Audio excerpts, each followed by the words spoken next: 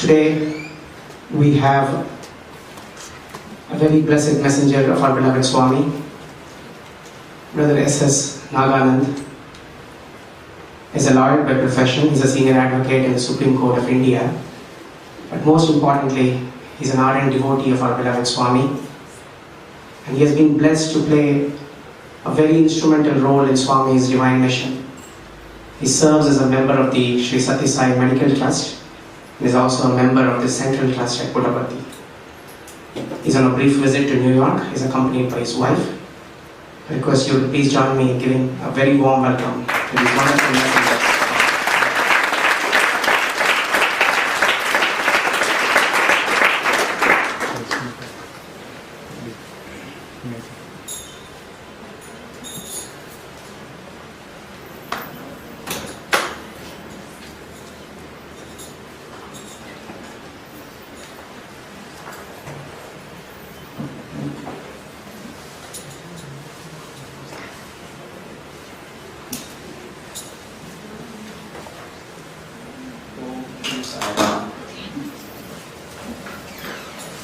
My humble and reverential pranams at the lotus feet of our Divine Lord, Bhagavan Shri Sathya.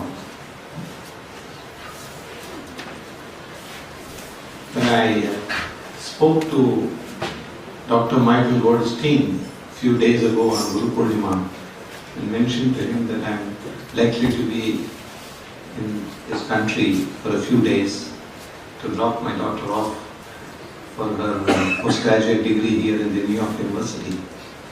He said that if I would have time, I should visit a few centers. And I said, I will do that with great deal of pleasure. The privilege will be mine. Then he organized that I should come and visit this center. A very strange thing happened. Dr. Ma Mysurkar is my first cousin, and I was with her. And when I spoke about today's program, and he told me that the program is in the Hindu Temple Society Saraswati Hall. Just yesterday I came to the temple, had darshan, was standing outside. In my last visit, the facade of this building was different. And I complimented Dr. Ma. It's a beautiful change that you brought about here. And today I am here with you, taking the divine nectar of our Lord's blessings. I never expected that they would ask me to speak, but anyway, since they have, and as you know, lawyers, they love to speak. You give them the podium and they're never going to stop. So I warned you, and I'm also told that at 4 o'clock, all of you will be physically evicted from this place. If I don't stop and you don't go out. So I'm quite conscious of that. I was thinking to myself as to what I am going to speak. I thought I will pose a few questions to myself. And in the course of those answers, probably some of the thoughts in your minds will get echoed. The first thought was, why Bhagavan Baba? We have so many faiths, so many religions, so many gods. I don't know, 33,000 crore, is it? Some figure like that is what the Hindu mythologies say. And we have so many saints, so many sadhus, so many people whom we have heard about, we have never seen them, but we have read about them, their experiences. But still, we all got attracted and became devotees of Bhagavan Baba. How and why? Years ago, when I was a very young boy, I had the good fortune of being introduced to Baba through Dr. R.S. Padmanabhan. My father and Dr. Padmanabhan were in the Rotary Club of Bangalore together. Bangalore, those years, was a very small knit community. Everyone knew everyone else. If you walk down the street, like some of the small cities in US, you will say, hi Bob, hi John, hi so and so. The whole road, you know everybody. That's how Bangalore was. My mother and Mrs. Padmanabhan shared the same name, and they were known as the Kamala sisters. And that's how our family was very close to him. And I'm sure all of you know and have read about the close association of Dr. Padmanabhan and his family, Baba, in Baba's younger days, and how Puttaparthi was. So it was sometime in the 60s, early 60s, that had Baba's darshan. Baba stood, took vibhuti and created vibhuti and took aarti and left that day. And after that, occasionally my father used to visit Puttaparthi, very rarely. Those days going to Puttaparthi was very difficult. But whenever Baba was in Bangalore, and that was very, very often in those years, before the university was set up in Prashanthi Nilayam, Baba was mostly residing in Whitefield. He used to go to Puttaparthi occasionally, and he used to travel quite a lot. And in Bangalore also, he used to visit a number of houses, he used to stay with a number of people. And the early accounts of Baba stays with Dr. Padmanabhan's house, and how they had a one-room studio house. And Baba used to go and live there. One corner was Baba's corner. And rest of the members of the family were in that place. Baba used to walk into the kitchen and ask, what are you cooking? Give them some tips on good cooking. That was the early days of Baba. Of course, I don't remember that, I didn't have the privilege of that. But later, when he was visiting a number of houses, we had very close interaction. He used to be like a member of the family. He would just walk around, make people tap on their shoulders, make them sit down. I still remember in one of the early days, when Baba visited the house of Shri Gangadhar Sethi. I was in office at that time and working. My dad said that he is going for darshan. I said, yes, I'll join you a little later. So he went, and he was in time. By the time Baba arrived, there's a big hall like this, and Baba was seated here. And at the other end of the hall, there's a staircase leading up to this room. So I came in and everybody said, Baba's already come and he's giving darshan. So I sort of ran up the staircase. And he was sitting here and he saw at the end. My dad was at his feet. He looked at him and said, your son has come, some client has held him up. And so as soon as he said that, everybody looked, and I was asked to come in front. He made me sit down there. He spoke. Why Baba? Those of us who have had the privilege of having some close association with Baba will realize that love is something which is constantly oozing out of Baba. Whether he is talking to a human, whether he is talking to an animal, whether he is with an animal, whether he is talking to a very highly placed person, whether he is talking to the lowliest of the low, the feeling of love which Baba generates, as I am speaking to you, my body is sort of vibrating inside, because a number of things that I have experienced come to my mind.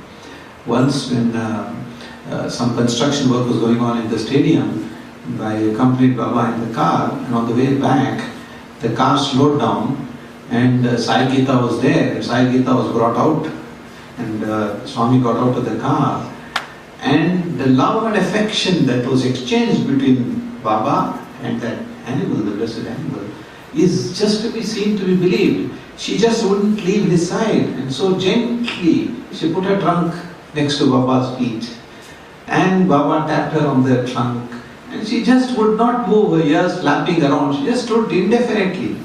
And then Baba said, po, po. Immediately she turned around. Baba sat in the car, and we continued our journey.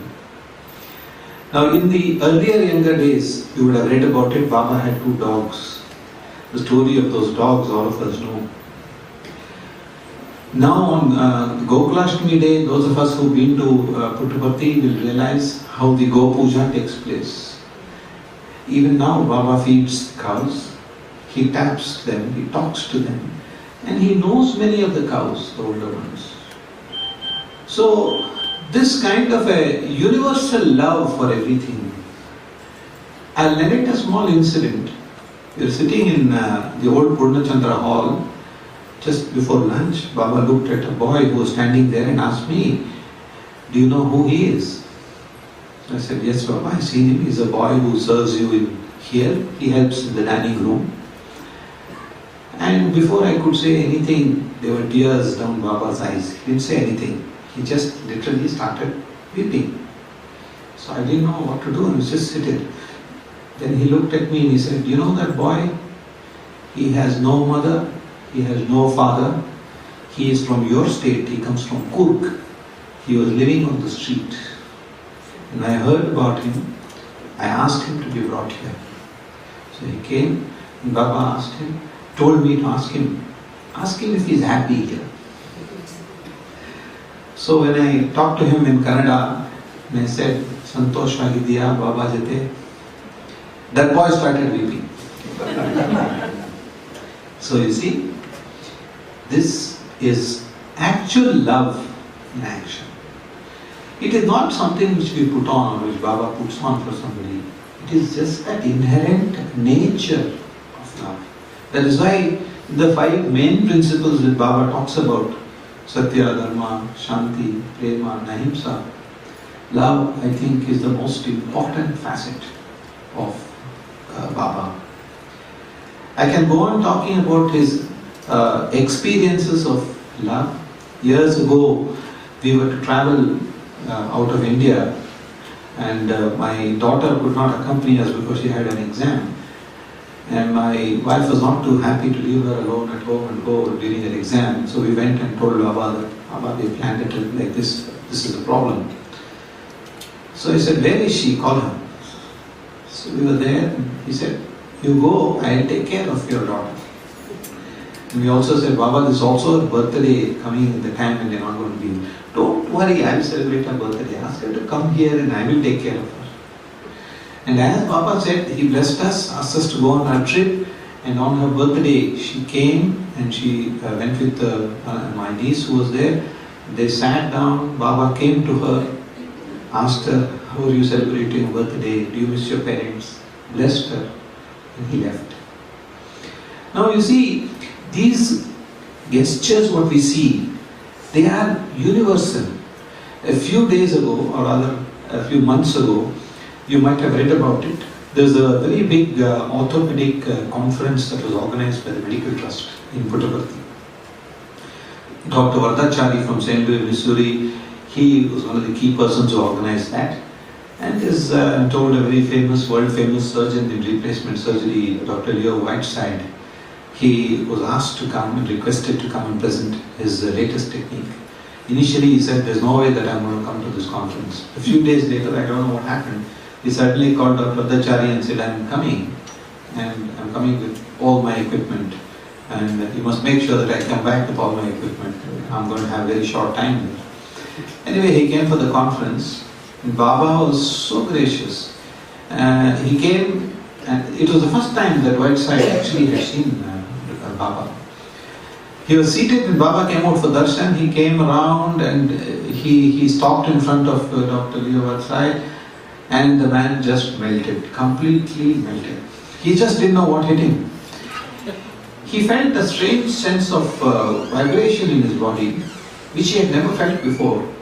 He felt a very warm feeling inside, and he felt that this is a divine person. And straight away, he was there for 3 days. He did a number of operations, surgeries, and demonstrated. And he in fact said, I'm going to take back some doctors from here to train with me in US. And he told them, I had come here with a lot of equipment which I was very particular to take back. Now I want to tell you, you please take all the equipment which you need.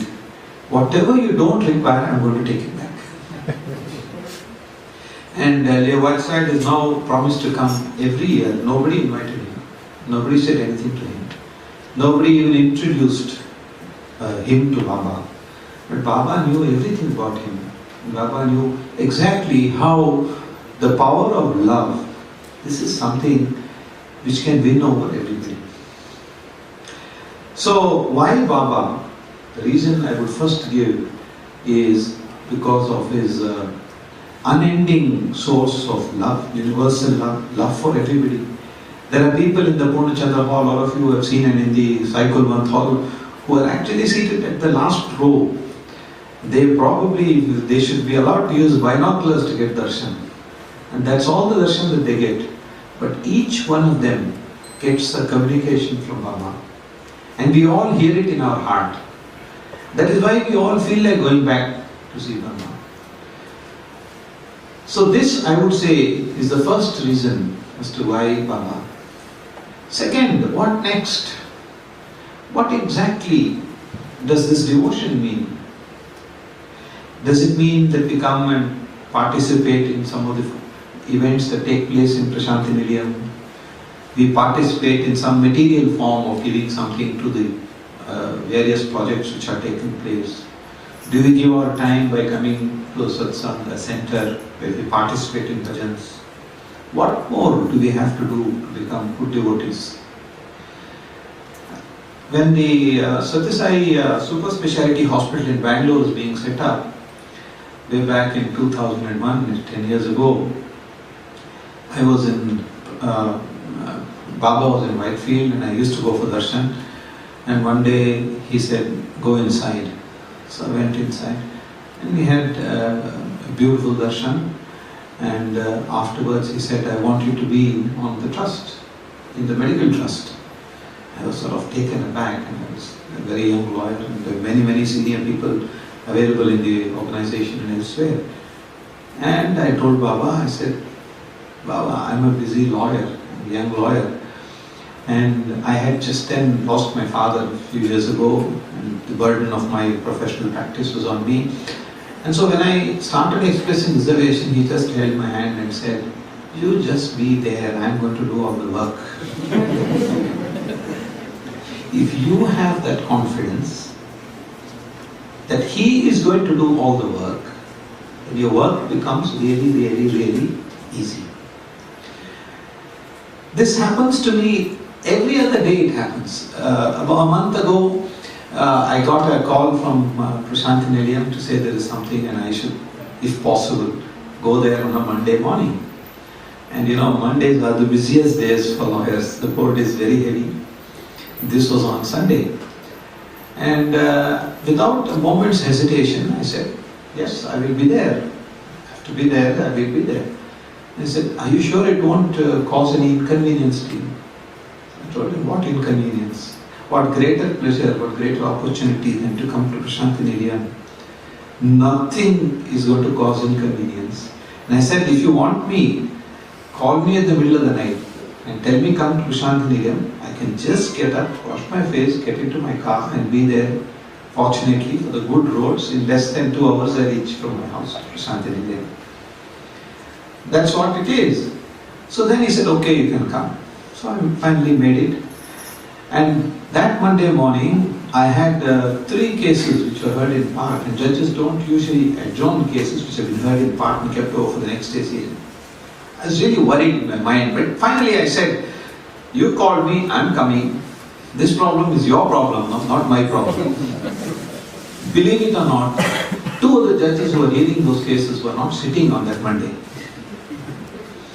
And so at about 10 o'clock in the morning when I was nearing Puttaparthi, my junior from Bangalore called me to say, sir, you have no problems today. You can go there and do whatever you're supposed to do. Because both the judges who are going to give you trouble are not sitting in court today. So the thing is, you have to have the faith and confidence that he is going to do everything. We are only instruments. Nimitta matram karu dharma sadhanam. Any good job that we have to do, any dharma karya that we have to do, we have to be very clear in our mind that we are playing a very small, minuscule role. There is somebody else, the Sutradhara, who is actually going to do most of what. He makes us believe that we are doing everything. He makes us feel that it is you who have achieved all these things. But ultimately, and Swami himself says, that when you take up any good job, don't worry. Don't have even an iota of doubt. Because when you get out to do good, things just fall in place and I am there to take care of you. And Swami always says, intane, jantane, ventane, kantane, untanu. What does that mean? You must experience it. Then only you are going to understand what it means. A few days ago, just before we came here, we went to Prashanti Nilayam and Baba came out for darshan. And I have one granddaughter. My daughter didn't accompany us. My second daughter was there and my granddaughter was there.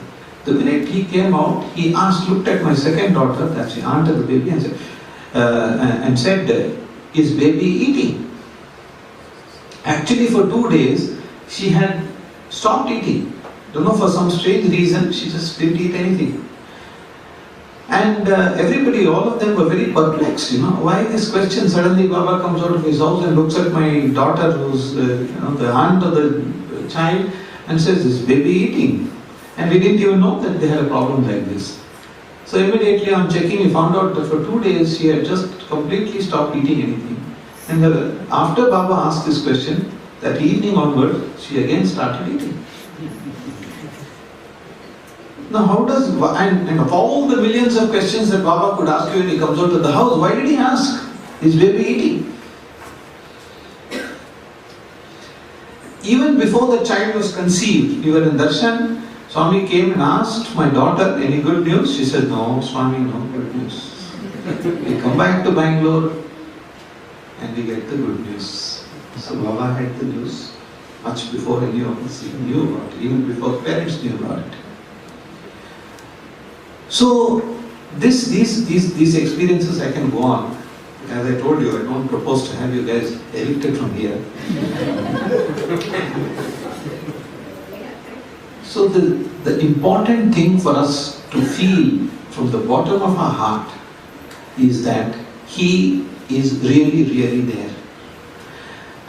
You might have heard Gita Ram's lectures. In one of the lectures, she talks about her conversation with her young son, who was troubling her a lot when she was driving the car, and he wanted to sit in the front seat along with the mother.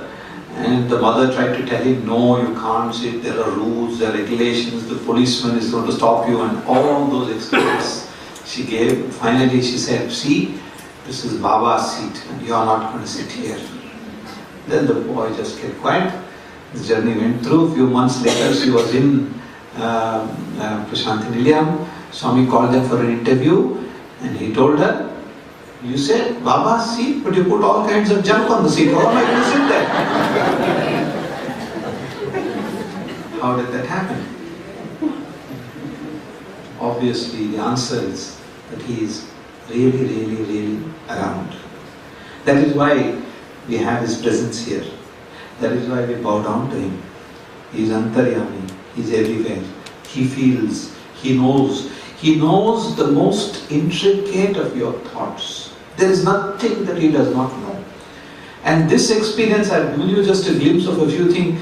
I can tell you hundreds of them, not one or two, hundreds. And I'm sure there are older people here who have had more experience of Baba, who have been closer to Him in many ways, who have experienced things which, I'm relatively young, have not experienced also. This is a universal experience that we have. So what should we do is the last question that I will ask.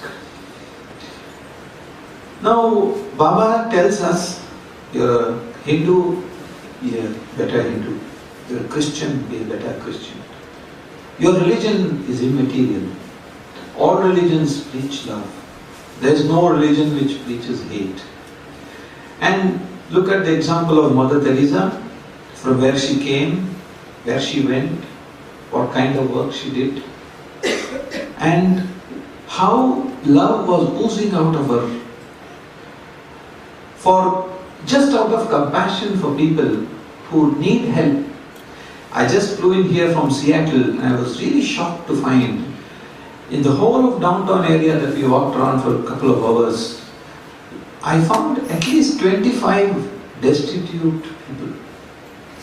In fact, people have become so cruel that I found that in the marketplace, as you're entering the market, there's a small shelter and it has a long bench. There are 2 benches on it.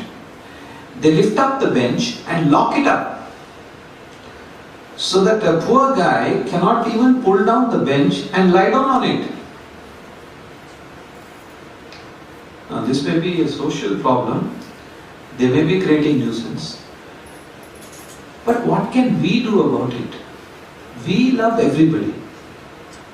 It's not that we only love another person who comes to the Sai Center with whom, I am very affectionate and kind to. We must show that we love everybody.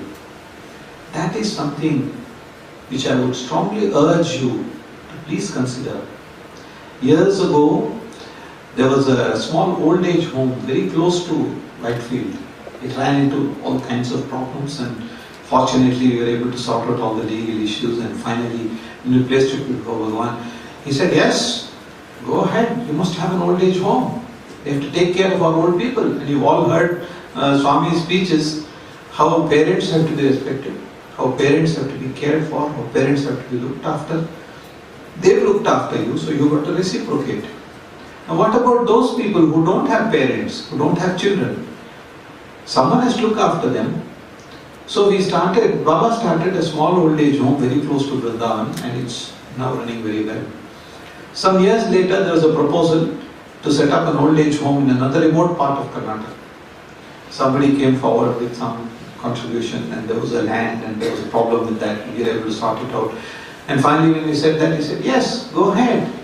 There are a lot of my devotees there who need this care and attention. So please go ahead and prepare a plan and finish the building and start the work. And there are no restrictions. You need not belong to a particular religion. You need not know Swami.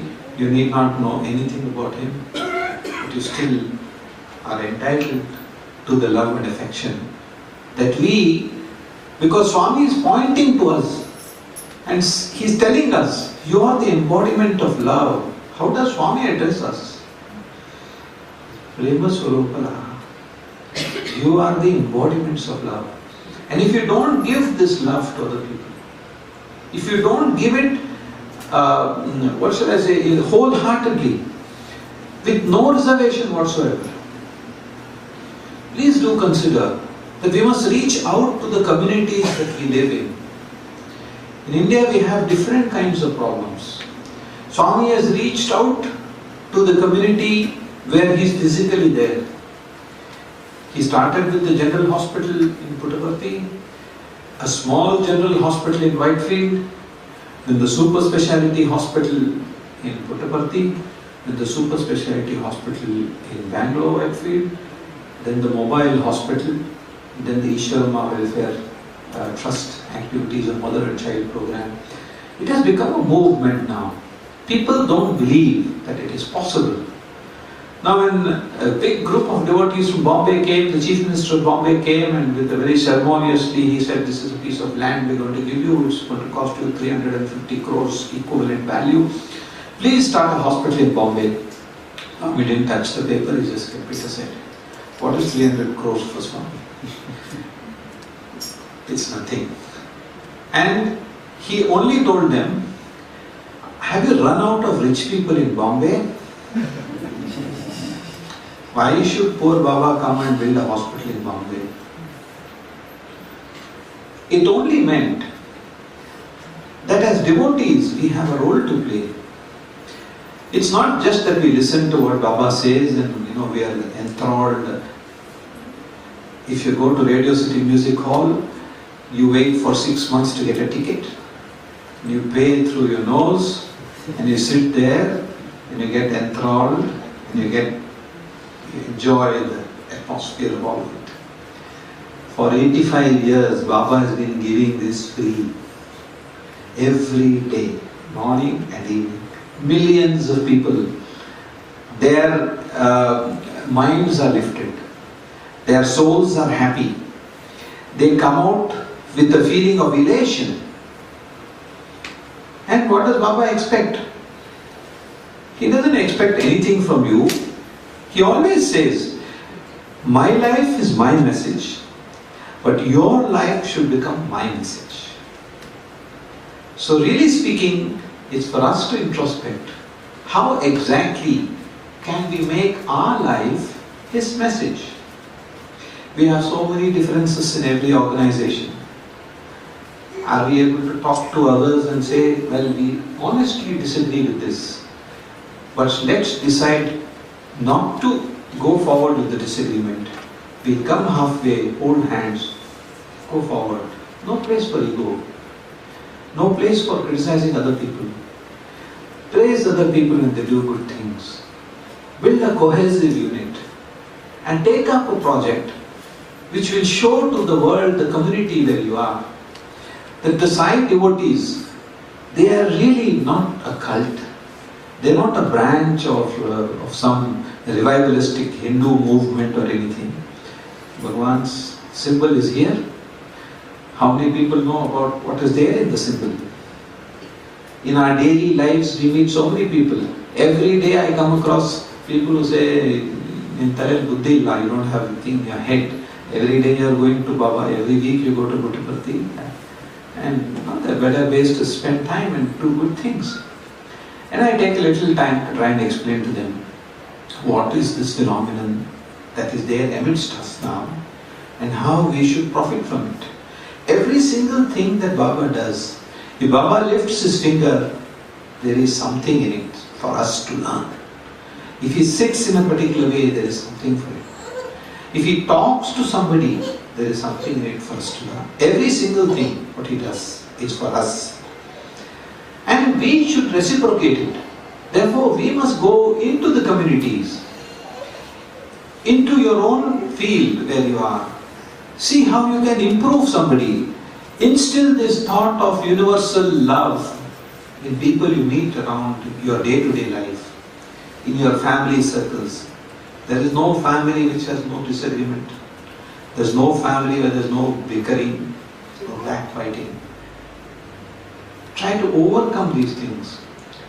And we must go to the community and show to them that here is a Lord who is doing things selflessly.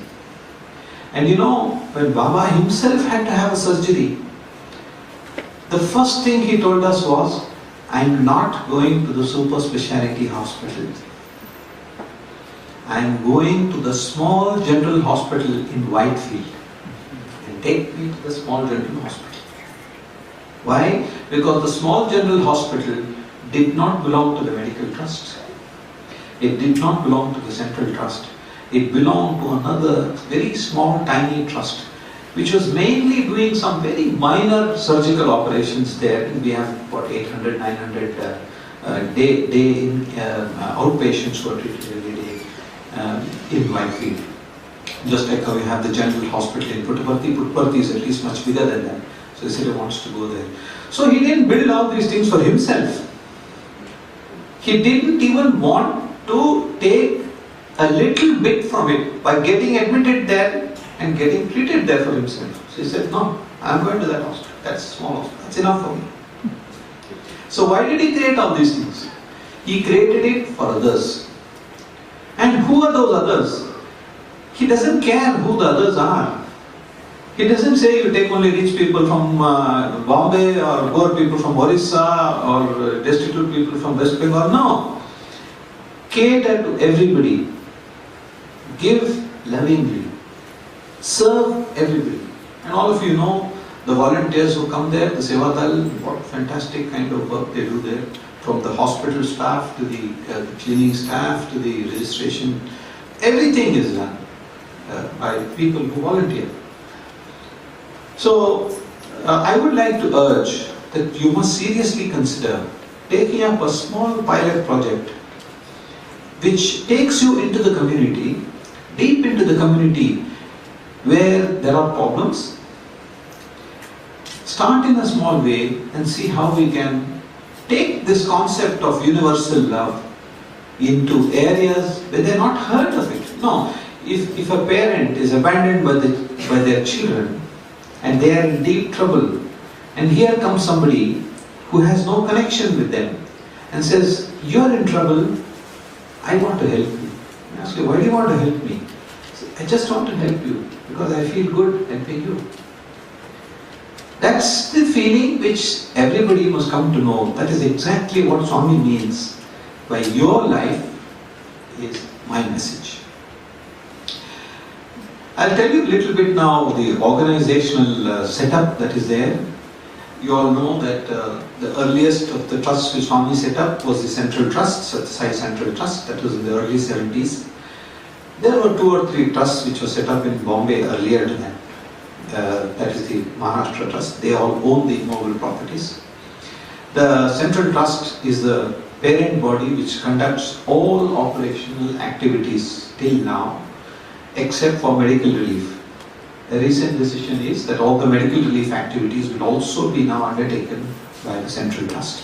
Presently, the medical trust has 5 operating units.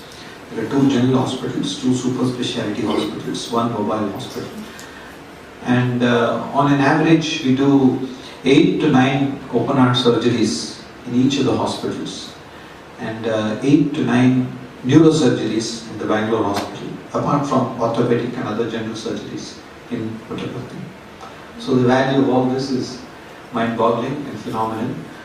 All the expenditure for this is met by Swami.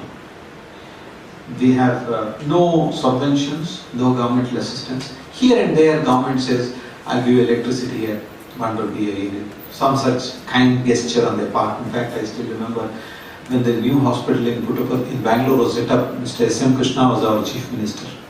So we went to invite him and he said yes. And he asked, what can we do for you?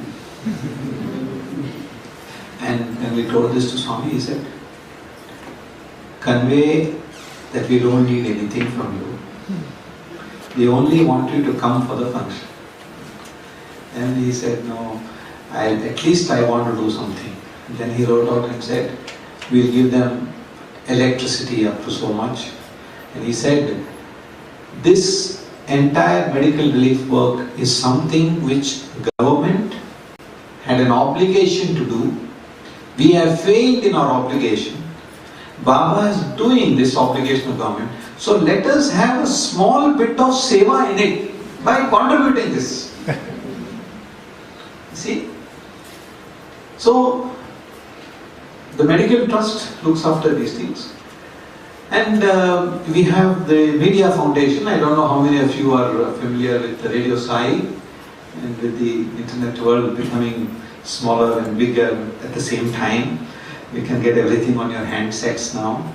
The iPhone, you can actually hear Swami's voice. You can see his pictures, and you can browse his 24-hour radio channel, and a few other things like this were set up by the auspices of the Sathya Sai Media Foundation. And we have the Sathya Sai Sadhana Trust, which is in charge of all the pilgrim-related activities which go on in Prashanthi Nilayam, like the stores and everything. The publications are part of the Sadhana Trust, all the book publications, the audios, videos. I don't know how many of you have visited. We have an excellent studio in the bookstore, which prints out some fantastic pictures. You can actually see events taking place. You can select your pictures online there, and they print it for you and give it to you at a song. I think it's about 1/10 the price what you would pay here. On our cruise, we paid $20 for a small picture like this. I think it would not even cost us 20 cents in Prashanthi Nilayam. So those are the activities that take place in Prashanthi Nilayam. All the educational activities are done under the auspices of the Sathya Sai Institute of Higher Learning Trust. There are now 3 campuses, Prashanthi Nilayam, Whitefield and Anantapur. In Anantapur, we are on the anvil of opening postgraduate business education school for women. The building is ready, and they're awaiting some regulatory clearances. There has been some recent changes of laws in India relating to deemed universities, which has held it up. And one more campus which Swami has blessed, and it's nearly ready, is in Mudenhalli. As all of you know, Mudenhalli is midway between Bangalore and Prashanthi Nilayam on the highway at Chikbalapur. There is a very old school, and for want of time I really won't be able to tell you about that school, but there are a number of interesting stories about that school, how it started and how Swami took over. So the campus is going to come there for computer education, mainly for rural students. This is the activity which Swami is doing directly hands-on. There are a number of institutions, for example the Mudenhalli school and Dalike school, they impart education to 10,000 students, and it was completely free till very recently, where we have found that it is not possible to run free, because there used to be a government subvention for teachers' salaries. Because of governmental pressures, Universally across, everywhere, both in Andhra and Karnataka, they have started reducing the subvention for the salaries. And so, naturally, we have to find ways and means. But the school fees that are being charged are in the range of about 8 to 10,000 rupees a year for a student for his entire education. And he pays the same 8 to 10,000 rupees a year for his boarding school. So that is all it costs now, compared to about 4 to 5 lakh rupees, which comparable educational schools are today charging in India. So if you look at all this, there are a number of schools all over the country which follow the Sathya pattern. They are run by institutions and organizations set up by Swami devotees. There are some trusts also which own them. All the trusts are all affiliated to the Sathya Central Trust, and we monitor and regulate their activities. This is so far as the activities of the organized sector is concerned. Then the unorganized sector, all of you are. You are the unorganized sector of the Sai world. You are organizing yourselves, your small units, your samitis. And you have a hierarchical setup, which is very important because you need to know what Swami thinks is the way that you should go. So obviously, at a physical level, it is not possible for Swami to communicate with all of you. So it has to be done at a hierarchical level. Swami will talk to the general will talk to the colonel, and will come right down to the foot soldier standing with the weapon right at the middle of the battlefield. Whatever command is given there, until the guy right in front implements it, you are going to lose the war. You are never going to win. Therefore, it is important for us as primary members to be conscious of this fact. And the Sai organization, both in India and in the world, is well organized. We may agree with some decisions, we may not agree with some decisions. We can't expect every soldier to agree with the decision of the general. It's his duty to fall in line like a very, very diligent, obedient person and follow the line. And I think there are a number of projects that we have to fashion these projects for different places, different communities. So I think you are the best judges as to how you can touch the community and how you can make the community feel. It is our duty to take Swami's message. In fact, one of the first decisions that I suggested, and thankfully it was accepted, was I said, let us put all of Sathya Sai Speaks, all the Sanatan Sarathis on the website of the Books Trust, and we make it free. Anybody can read them, anybody can download them, anybody can disseminate them.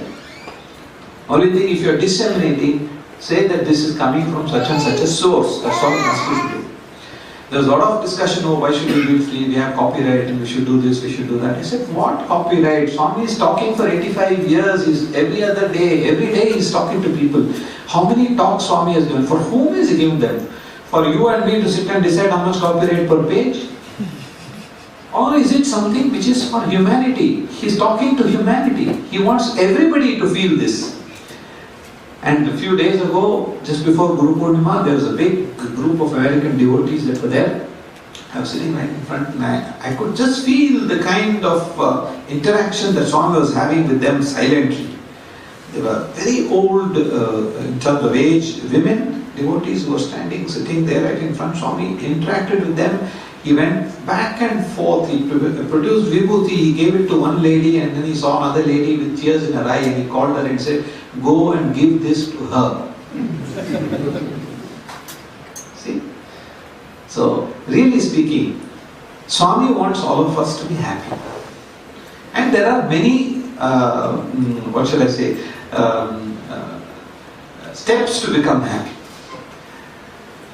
There is a very old Kannada film song.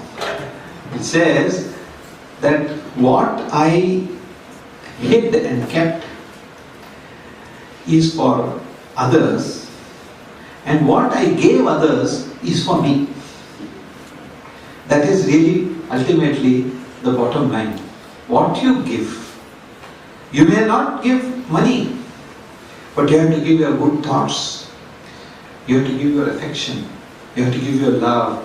Talk few good words. Swami again, another saying, you may not be able to oblige, but you can speak obligingly all the time. Somebody asks you a favor, you can say, no, get lost. And say, sorry, I'm going to find it difficult to do it today. I surely keep this in mind and do it some other day. What is the reaction in the other person? He teaches this to students, he teaches to all of us, it applies to us. And many of you might realize that if in a group Swami is talking to one person and saying something to him or her, it is really directed at you. Because he knows what is in your heart. He knows exactly where is the soft spot that is to be touched, which is going to prompt you to action. So I think this is really the bottom line. Thank you again very much for giving me this wonderful opportunity of sharing some of my thoughts. I don't know if we have a few minutes, if there's anybody wants to ask a question or two, I don't mind taking them.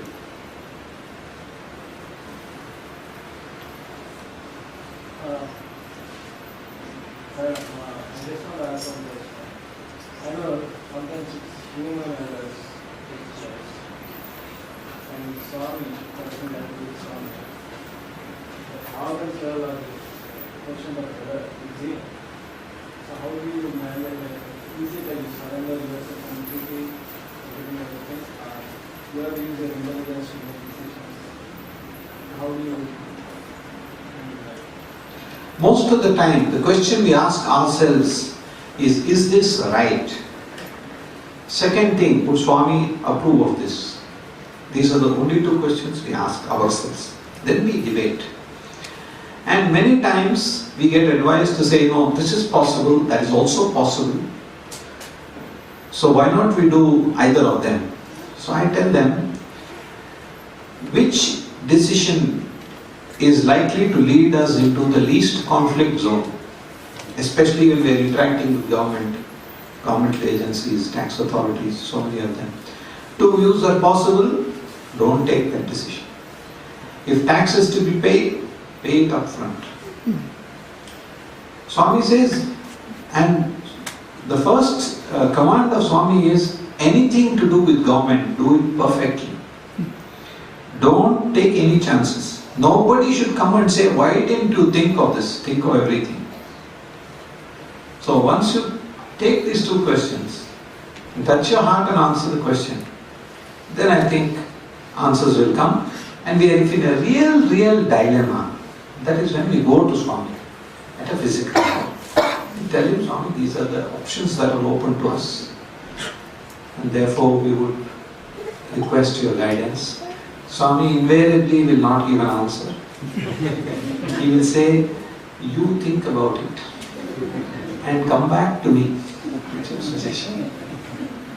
And we think, we deliberate, we discuss, and we go back to Swami and say, Swami, this was there, this was there.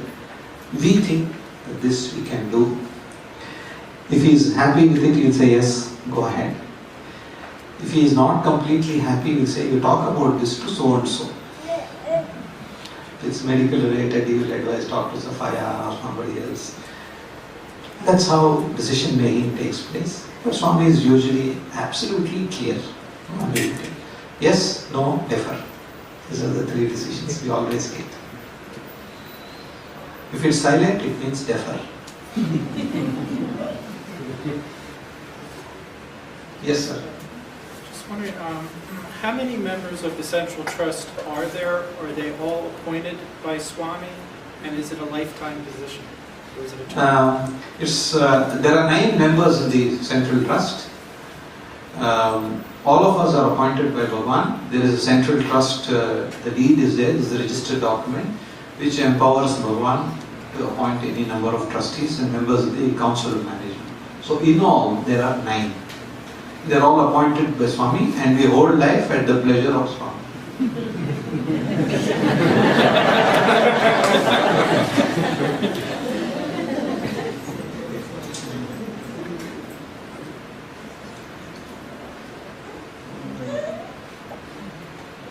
Yes. Brother Naganand, how has your life transformed over the years? How has my life transformed? I think there are so many temptations in this world. There are too many distractions in this world. Fortunately, I come from a family which has a deep spiritual background. My grandfather built a temple for our family deity, and Dr. Uma Mysurkar was the second grandchild in our family. Her elder brother was the first, and she was the second. Two of them had real close association with my grandfather. And I see exactly what my grandfather did in the temple that we have near Bangalore. She is doing here in New York. And I look after the temple in Bangalore, my brother and others. And she is looking after this here for all of New York residents. So I think if you come with a spiritual background, and there comes a time when you really realize that all the material things that you have around you are really immaterial. This awareness of getting detached from material things is something which I would say is inculcated because of my associate work and my great deal of love and affection and devotion which I have for Swami. Because he shows you, everybody has shocks in life. When there is a shock which will shake the earthquake, and you're just able to stand up and say, wow, it's a nice day. That is the message. I think how my life is enriched is by giving me that resilience, giving me the thought that there is God. Good things come, bad things come. You have happy times, you have distressing times. At all times, whenever I do anything, I just say my silent prayer, Swami, with your blessings I'm going. That's it. I think that is the faith which I have inculcated by being in the position I am now.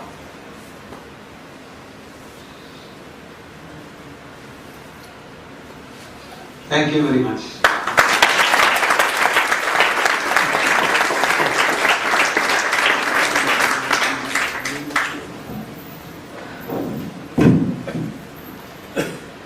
On our behalf, I thank Brother Naganand for that very inspiring talk.